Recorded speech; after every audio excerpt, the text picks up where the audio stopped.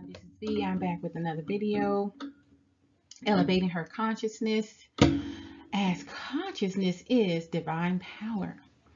So I want to continue to raise the frequency on this energy because, see, the last video that I made involving, the title was High Frequency Vibrations.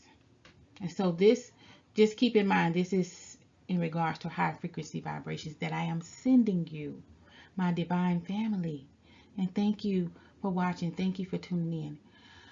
So you see the picture here before me is the soul star chakra and the earth star chakra. And I think I should entitle this video High Frequency Vibrations Part 2, because I felt like the last transmission was kind of leaving you hanging, especially in regards to the earth star chakra, which I had listed on there and I put the information on there, but I did not speak about it. So I'm going further into talking about the earth star chakra. And if you look at the picture in front of us, it has the earth star chakra is at the bottom. That's the earth. That's out, like outside the body, outside your body. Okay, it says the earth star chakra is 6 inches below your feet. It is related to rebirth. Yes, because we were talking about rebirth on the last video, but I didn't, like I said, I didn't go into it deeper. But the earth star chakra also involves Mother Earth. It involves nurturing, grounding, which I did go into, the grounding aspect on that last video. And then it talks about the animal spirit guides. So animals play a part in our earth. Okay, vitality, rejuvenation, and stability. Okay, and the red garnet crystal is linked with this this earth star chakra, which, if you want to receive nurturing and grounding energy of the love, light, and healing, then get you a red garnet crystal and align it with yourself. Okay, with the chakra. Okay, align yourself to the earth and activate your earth star chakra. And keep in mind that we actually have 70,000 other smaller energy centers that is scattered throughout our bodies, like the stars are scattered in the earth, right? So just keep that in mind. But for the purpose of this video, and perhaps I probably would only get to exploring or bringing this information out only on the 7 most powerful chakras, which is chakras 1 through 7. Okay. You see, it says here that while the root, sacral, solar plexus, heart, throat, third eye, and crown chakras are the most powerful, but there are 70 other smaller energy centers, right? So to the right here, I like I said, I talked about previously in the previous video about the soul star chakra, and the soul star chakra is related to angels and masters, universal light, divine wisdom, soul healing, cosmos, the cosmos, light beings, and personal guides, the creator and source, which is the creator, God. So the soul star chakra, as we talked about before, is above the crown chakra. It's above. And as I was researching through, I found that there are different types of renditions of how at least the 12 chakras are lined up. But the soul star chakra is I think it's the 12th, I'm not sure, or the 8th. But 8th or the 12th, I'm not sure, but I will show you another chart that I was looking at because it was kind of confusing. It had different, you had to really,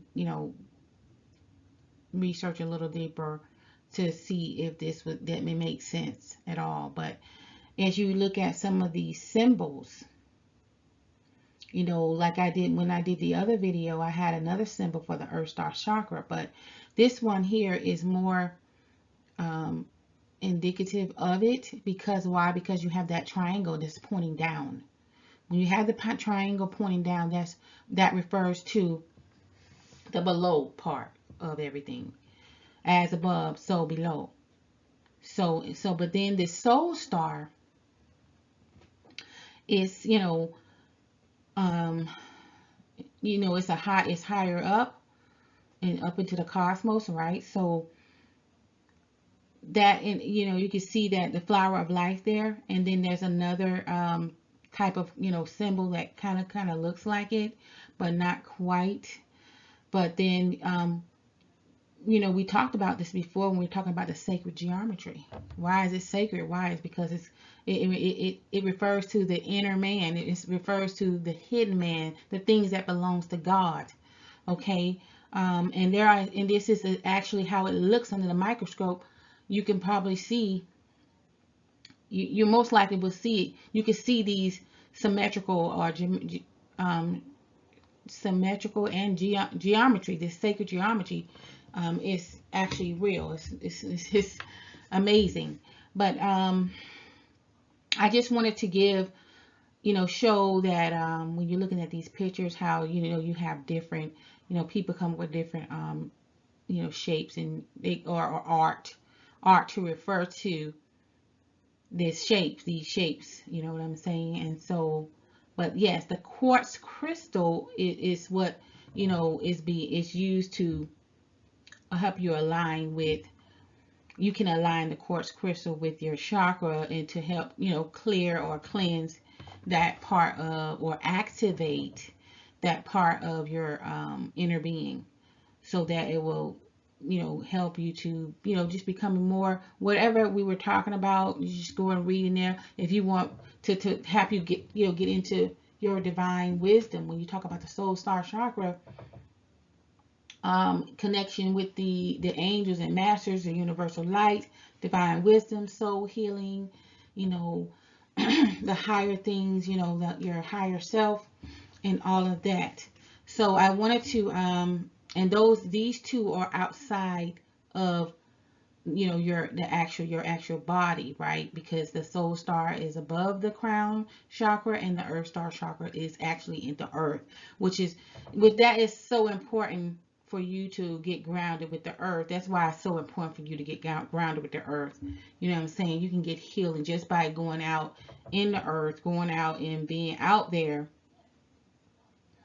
catching good sunlight, and getting that energy that you can get from the earth, and just to be rejuvenated.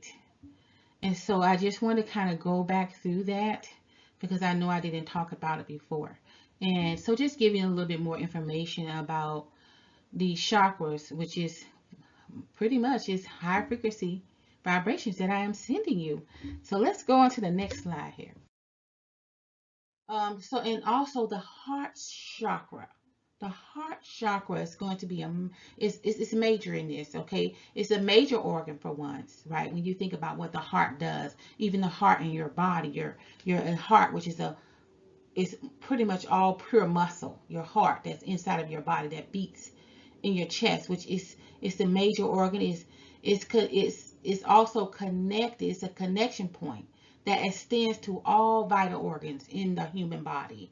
So if you think of this concept, it's spiritually, that is what has to take place to make that connection between all parts of the body, because the heart pumps blood throughout to all your extremities, throughout to all your organs in your body. So and it involves, so the heart chakra deals with, so also the heart we already talked about how it's electrical, right?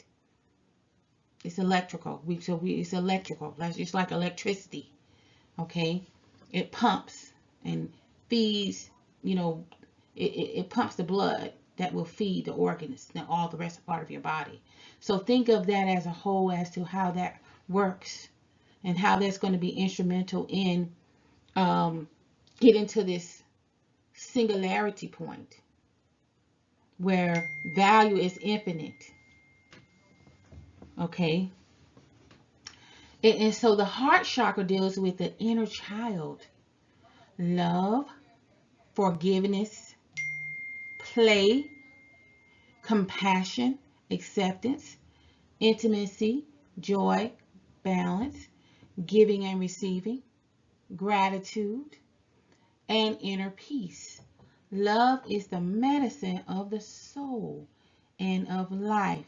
Yes, that's what we're talking about in the previous video. We had to talk about these chakras because the soul chakra or the soul star chakra, the earth chakra, and all of that. Why? Because it had to do with the healing, because the previous video, it was all about healing. So this video is just capping off and really bringing into full circle what it is to mean, you know, coming into that single point, right? A single point of light. Okay, so that we're not double-minded, but as the scripture says, if thine eye be single, thy whole body shall be full of light.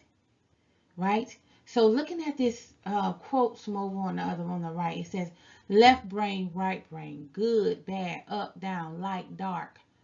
This is what we all call duality.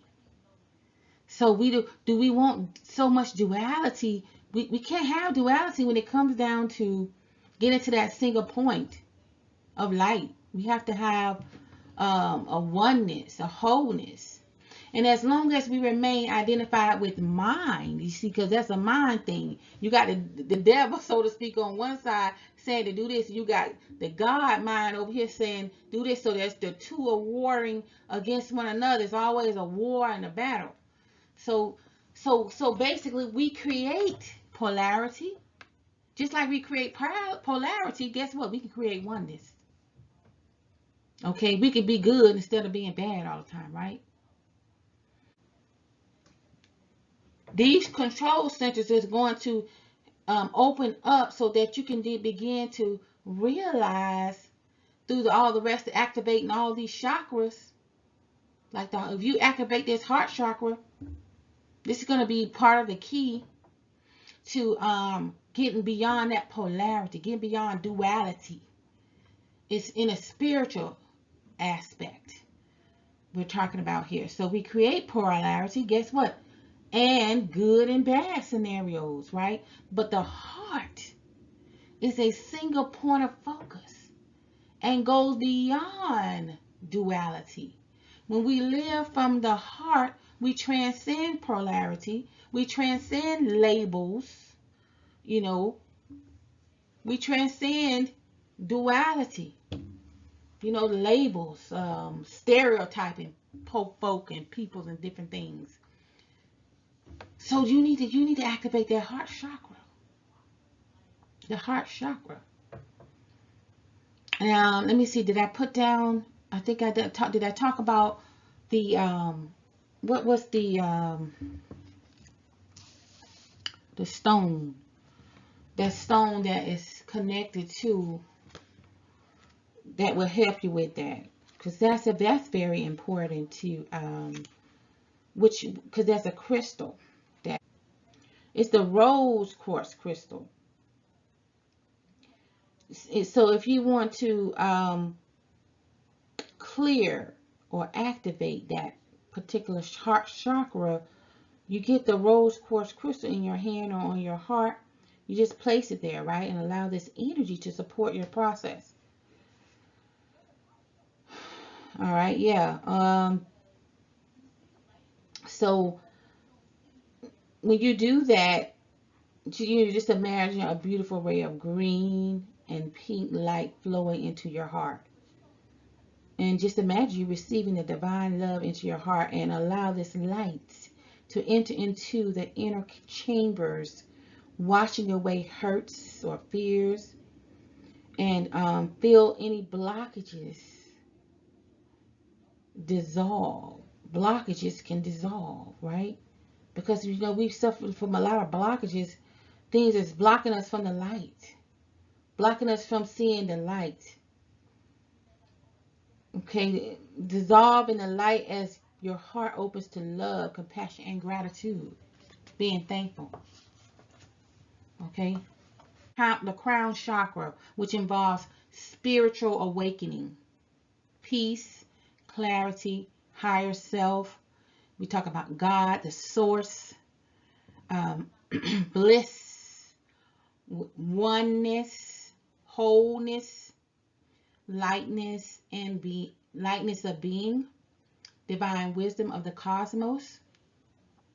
And this is also in association with the selenite crystal. Okay, ancient, there's an ancient name that refers to the crown chakra, that is Sahasrara. So, forgive me if I didn't pronounce that right, but yeah, Sahasrara, which is the crown chakra. That's going to give you that's giving you a spiritual awakening. So we have to have a spiritual awakening to get beyond this duality or this polarity, when it comes to the opposites, because we're constantly fighting that battle of, being separate, right? Let's get to the next one. So the crown chakra is going to be very instrumental in helping you get beyond this confusion. So one of the other things that we talked about in the previous video, we've been talking about the yin and the yang for the longest, right? And the yin and the yang involves the polarity. So what is the polarity? The polarity is the quality in an object that produces opposite but magnetic or electric charges. Okay, so you have two opposites, but then in the end of the day, they're magnetized, they're magnetic, and they create charge, right? So it says that the hyperspherical polarity refers to the polarity between the universal singularity and the infinite void. Let me read that again. It says the hyperspherical polarity refers to the polarity between the universal singularity and the infinite void. The space around the universal singularity represents pure nothingness, in which the concept of space-time as we know it is meaningless. But keep in mind that even the empty space in our physical universe is not nothingness. And it says here that much has been written in recent decades about the intriguing parallels between modern physics and ancient philosophy. What is needed is a way to conceptually illustrate the scientific and mystical principles involved, which does not necessarily require a background in physics or metaphysics. And I'm sure the reason why it doesn't require a background in physics, why? Because you're in this physical body, you can pretty much sense a lot of things that's going on here, right? But polarity, is that where we want to be? Because I'm sensing that because it talks about here these universal singularity, okay, perhaps when we have to get beyond the mind of what polarity means. Okay, let me go to the next slide. Perhaps it'll explain further as to what I'm trying to. Because you got to understand polarity, and you got to understand what the singularity is about. So a singularity is a point at which a function takes an infinite value. When you think of infinite, you think of endless, right? Or just endless, pretty much a continuous circle, right, of life, right? Especially in space-time, when matter is infinitely dense. Okay, as at the center of a black hole. You see, we talked about the singularity. If you watched the video, some videos ago, we were talking about, there was a clip in there about singularity. It's just like that, in this endless circle, infinity, or the infinite value. But because when you think about matter, because we know that the matter is neither created nor destroyed. It's infinite. That means it doesn't end. But when you talk about dense matter, when something is dense, it's pretty much compact, right? It's thick. It's containing much matter. It becomes, for example, I think the process of life goes through that point of singularity, where there's nothing, and then there's all of a something. That there is a dense matter when there is actually something. Which I pretty much, when I think of this spiritually, I'm thinking about um, how we matter, right? We matter. You matter. I matter. Okay, our value is infinite. Our value. When I'm thinking on a spiritual level, our value is infinite. It's endless. There's really no price really to put on what the value of life is, because we're always gonna matter. The middle ground, or the mean. All equations have to be balanced. If you know anything about chemistry, you know that all the equations, they have to be balanced, right? Balanced, which is, we talked about in so many other ways, equalizing, to level something, leveling something, like balancing, leveling up. We talk about homeostasis in one of the videos before. So it's important. This balancing act is something that is very important and is very significant when it comes down to life itself. And getting back to one of the old communication ways, which is with numbers, you know, when you had, say for example, right here we have 13, 18, 13, 14, 13, 16, 14, 21, and 30, and 13. We have all these numbers. There are 9 numbers. In order to find the mean is also similar to saying, finding the middle ground. This is saying that same thing. The arithmetic mean is the average of the numbers. Okay, calculate the central value of a set of numbers. Okay, so you have these numbers as 9 numbers, and so all you do is you add all the numbers up and divide it by how many numbers there are, which will give you 15, and that will give you the mean number, or the middle ground number, which is where we want to be, because we don't want to be uneven about things, right? We want to be level. We want it to be equalized across the board. So yes, that's what we're talking about here, and I just want to try to use these examples on how important it is for balance. And that's something that is truly needed. There was something else I was thinking about in reference to the balance. I mean, in so many other ways, like I said, in so many other ways we've addressed it, on how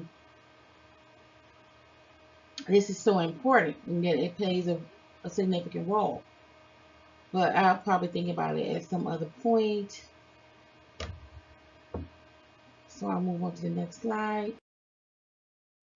So this one I found to be, helpful, because I was looking for where this was before, because like we said, there are more chakras, right? And when it came down to the 12 chakras, I thought was very important, because and I'm not sure if this is um when you think spiritually, it seems to line up to me, this, which is why I'm using this chart here.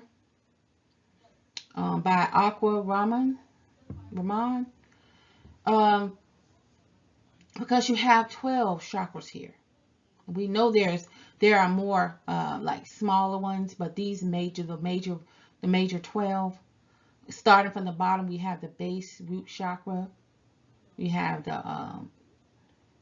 the sacral chakra, and see, and there's people have added, there has been other names, to refer to these different chakras, so, but don't get caught up in that. Just, if you're new to all this, just go from 1 to 12. We got the base, you have sacral, the heart chakra, you have the throat chakra, the third eye chakra, you have the crown chakra. So from the base to the crown chakra, that's 7 chakras, right? And then we have, now they're referring to the 8th chakra to be, it says it activates spiritual skills, energy, the center of the divine love. Okay, and then it's talking about the color here.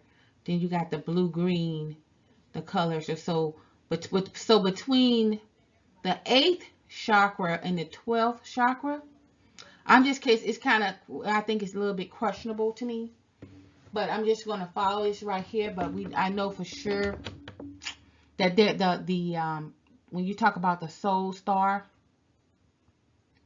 now this one is saying that the 8th is the activates the spiritual skills, energy center of the divine love. The 9th is saying it's the soul blueprint, the individual's total skills and abilities learned in all lifetimes. And then the 10th will be the divine creativity. 11th is advanced spiritual skills, teleportation, bilocation, and telekinesis. And then the 12th is basically the cosmos, up into the cosmos. Connection with the cosmos, connection to the monadic level of divinity. So it kind of seems that it does have some, it kind of flows. But the 12, because when I looked at the soul star, which is supposed to be above that, I'm thinking it was the soul star was the chakra that most definitely relates to higher state of the higher state of awareness, which I'm thinking would have been the 12th star chakra, but you have this, so just continue to think about that, do some more research. If that resonates with you, then take it as it is. But I was also looking at Reiki and what that means. So Reiki, I'm not sure how to pronounce it. Reiki. Reiki is 2 Japanese words, right? Rei and ki. Reiki. So Reiki. Reiki means universe. You see how when you break things down, how it used to be something simple. It could be something real simple, but how has it been made complicated through language? Okay, language has complicated a lot of simple meanings to things, and so you have to know that. Ray means universe. Ki means energy, and that does sound right, because when I think about Chi or kinetics and all that, I know that's energy, right? That's like that is ancient words, okay, that I'm familiar with when it comes down to energy, Ki, and that is definitely true. Ki, which is saying ki, really, but ki is spelled Ki, means energy. This energy is known as chi, okay? The energy is known as chi or ki or qi. You see, you have other pronunciation, other words, and other form of words that can mean the same thing, and prana, which is in other traditions. So chi, ki, and prana is all means energy. Chi energy, chi, K energy, or prana. Prana is energy, right? Therefore, Reiki means universal energy, the vital force that permeates the whole universe. Very important, I think, to get a grasp of the meaning of this, because then when you see it, then you'll know what it is. You know, like ki, kinesis, kinetic. I know that's all has to do with energy just from studying science. So, introduction to the heavenly bodies. And so I've been using, my resource is the Heavenly Bodies, Astrology by Neely Ashwell guidebook. It's a little guidebook, right? And so I want to introduce this here because when we talked about Pluto, we talk about, you know, different things. And even when we talked about the planetary alignments and all that, because the planetary alignments and all that involves energy, right, and so forth. I think it's important for us to include it in, you know, just kind of give a little introduction here about that, because in the end of the day, we don't just want to be concerned about, you know, we know about the chakras, but at the end of the day, we know we have the Earth Star chakra, right? Which is like above, you know, it's above. It's not within the body itself, but it's above. When you're looking at the Merkaba and all that, when you consider all that, all this is energy. All this is playing a role in, you know, your divine destiny, right? Your divine purpose and what have you. Even your daily activities and different things that you're doing has some influence on these, on the energy, right? And so that's why I want to kind of introduce that here. But let's talk about the, you know, continue with the 12 chakras. Okay, so the 12th chakra is also called the soul star. So I was kind of wondering before, was that the case?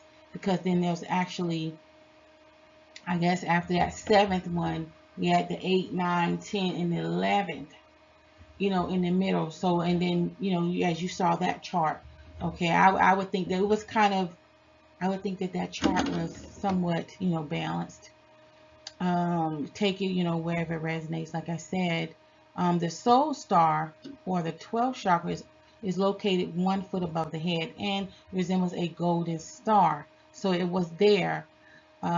So as a person gains more spiritual maturity, the star develops into a golden pearl, a golden ball, a golden bud, and with even further activation and spiritual evolution, it becomes a strong flame. This evolved and activated 12th star is what is referred to as the Pentecostal fire in Christian religious philosophy. Hello. So, a lot of things I think that we don't realize because it's kind of coded in there. But what validates the concept of us possessing 12 chakras? Religious scriptures are often sources of great wisdom, but such wisdom is usually veiled. You know, veiled. That means it's, you know, covered up, right? And not presented openly, requiring us to read between the lines. So here it says here the hidden references. It is commonly believed that there are 11 chakras.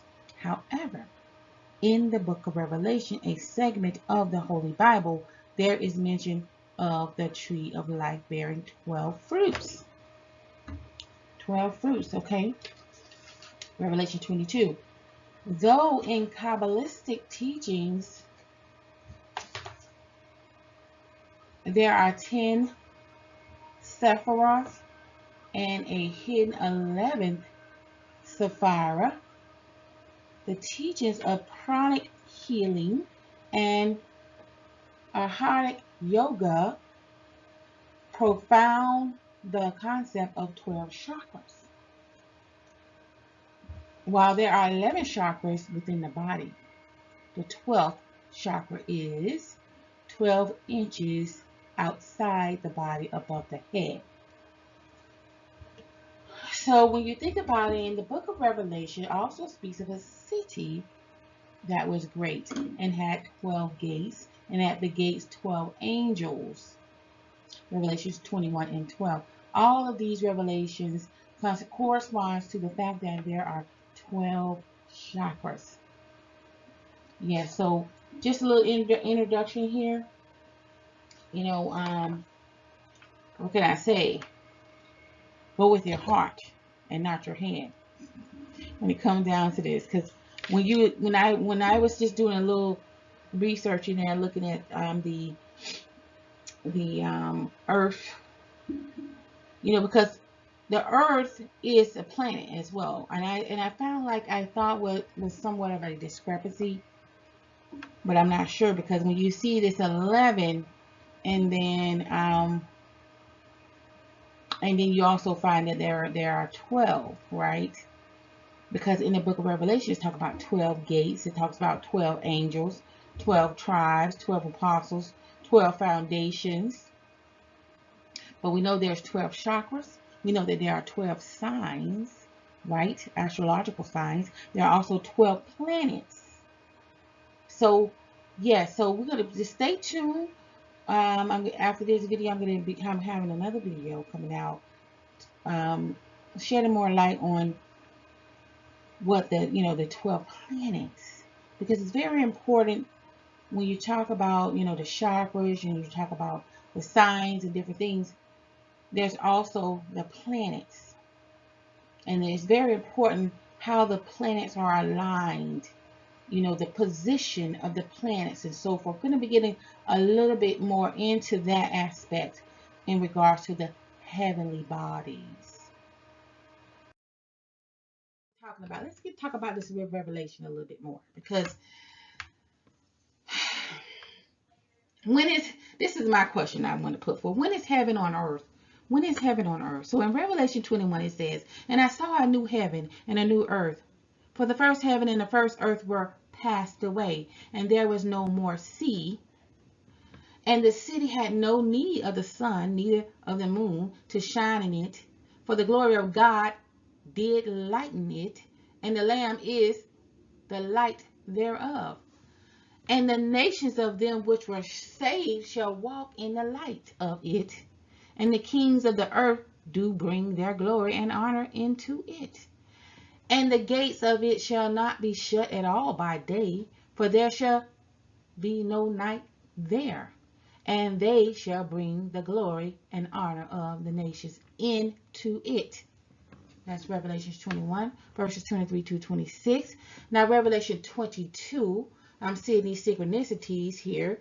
22, verse 5 through 7 says, "And there shall be no night there, and they need no candle, neither light of the sun, for the Lord God giveth them light, and they shall reign forever and ever. And he said unto me, These sayings are faithful and true. The Lord God of holy prophets sent his angel to show unto his servants the things which must shortly be done. Behold, I come quickly. Blessed is he that keepeth the sayings of the prophecy of this book. He that is unjust, let him be unjust still. He that is filthy, let him be filthy still. And he that is righteous, let him be righteous still. And he that is holy, let him be holy still." When is heaven on earth? Put a comment below.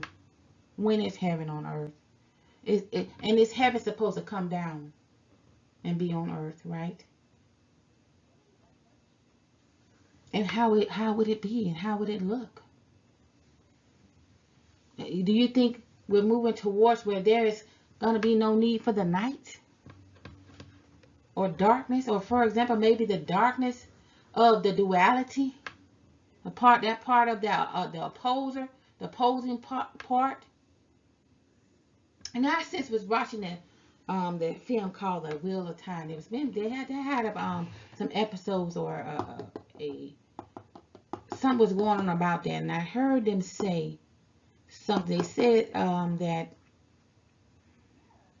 They need duality, because if there exists the duality, and in duality, if there exists light and dark, guess what? There's always going to be a possibility that those who are in the light will move into the dark. It's just kind of a back and forth.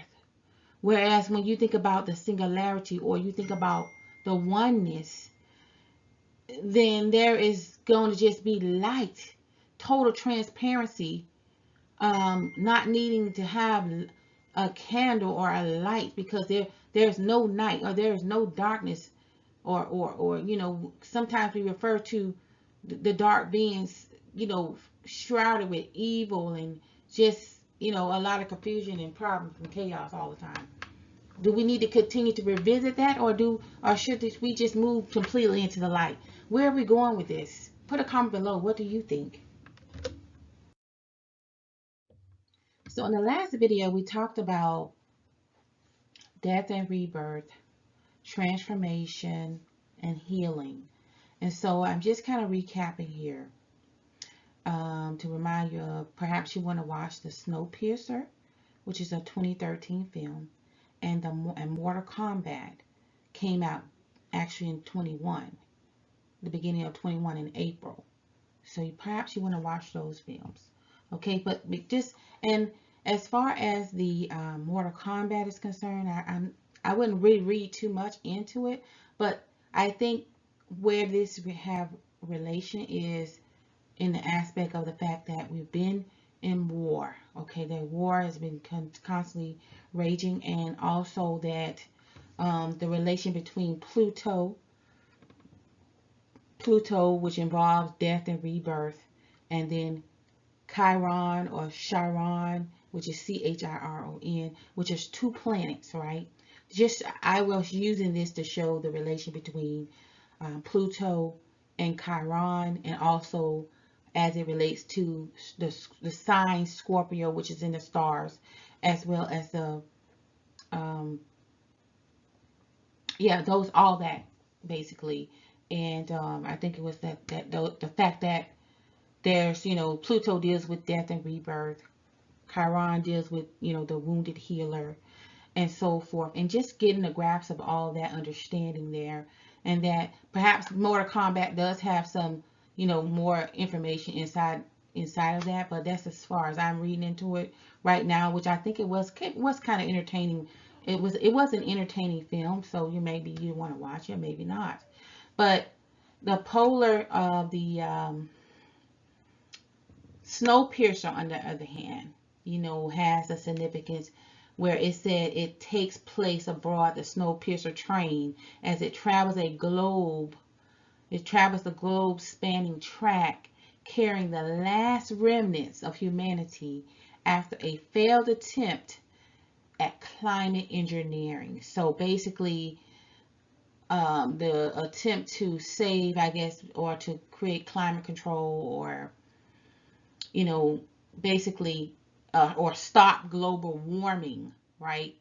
It created basically a snowball Earth, and so, if you think about, just imagine if the Earth was always cold.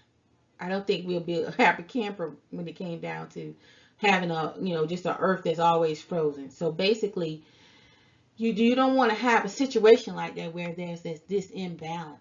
You want to have an equal distribution, right, in what it is to be in a balance, or well, I mean on every level when you think about it, not just when it comes to cold and hot, but in regards to that we can apply that concept to most anything in life, when it comes down to what we have and what we don't have, right?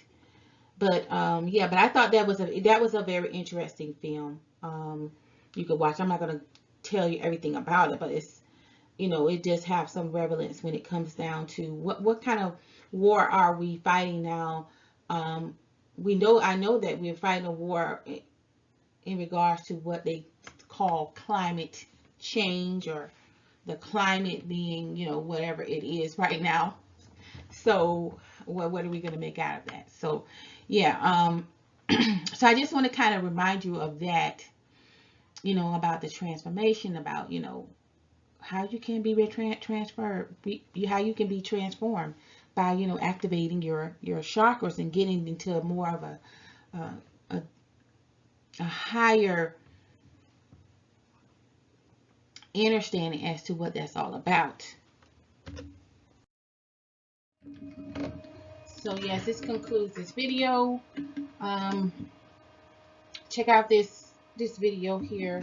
Just click the link in regards to space tech and learn a little bit more about what actually is going on in our current today's, because I'm going to be going further into, so please stay tuned to, this is part 2 to my video called the high frequency vibration. So if you kind of not really grasping a lot of this, and I know for some of you this may be just like a new language or something, but yes, high frequency vibrations 2022, that's part 1. I released that video. So but this is going to be part 2 to that video. So watch part 1, and then that way you can kind of fill in some of the blank spaces when it comes down to the chakras. And now we're getting into talking about the planets, and how important the planet positions and alignments, and how all that also plays a role in the energy and vibrations. So put a comment below. What do you think about traveling in space? Do you believe that there are other planets? Do you believe that there is a planet called Planet X? Do you believe that there are perhaps other universes out there, like not the metaverse, but the universe or the multiverse? So there are other planets that are out there. Put a comment below. Do you believe that? Or is that something you think is just a myth or something that is made up? Now, what I'm going to be talking about next video, I'm going to be covering, this is a lot of this just to provoke thought. Now, I'm not saying that you have to believe in any of this, but guess what? Follow your heart. Go with your heart rather than your head, because there's somebody always trying to plant thoughts, right? Plant other thoughts in. And so, but by the time you process everything, perhaps maybe you process these things through your mind's eye and see what you come up with, okay? Which is what I'm doing on this journey that I'm on. So, yeah, I want to go further into talking about the, what was talked about in Revelations. About the 12 gates, the 12 angels, the 12 tribes, the 12 apostles, the 12 foundations, and the 12 fruits. Well, then we know that there's 12 chakras, and there's 12 signs, and there's 12 planets. And so how is all that, just provoking more thought? All right, so thanks for watching. Thanks for listening. As always, I appreciate and love each and every one of you.